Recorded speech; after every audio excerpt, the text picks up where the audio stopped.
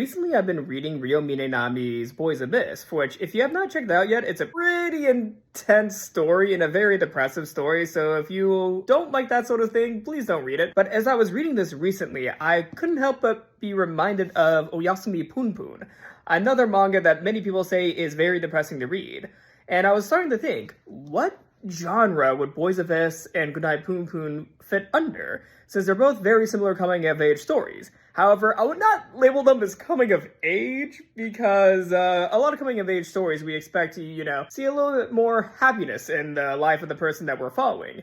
However, in Boys Abyss and Goodnight Punpun, we don't get a lot of happiness while reading those stories. We only get a little bit more, I would not say distress would be the correct word, but we still feel, pretty bad after reading a chapter, but we can't stop reading because we want to see what happens, and we just internally believe Minenami or Asano will, have a good thing happen to one of these characters. However, Reiji and Punpun, a lot of great things happen with them. However, as I was thinking about a genre to put these two under, I came across a really interesting quote from Inio Asano. What I was scared of was that people would start calling Punpun a depressing manga, Utsumanga.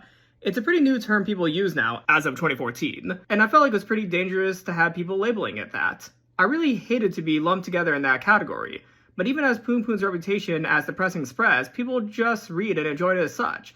The whole depressing manga thing is coming around to being accepted as just another form of entertainment. It was a really interesting response from Asano, and the person who interviewed him actually responded to it. I'll bet people were just too scared to enjoy the manga and all its chaos. That's why they label it as Utsumanga, so they can quarantine it. And Asano just responds, it's about having young people these days, I think. All this giving names to things so they can stick them together as a genre. But yeah, after reading these quotes from Asano, I'm starting to wonder, is it a good idea to put together Boys Abyss as well as Oyasumi Punpun into one genre to, give it all like its own condensed labelization, as he seems to be against this labeling of work.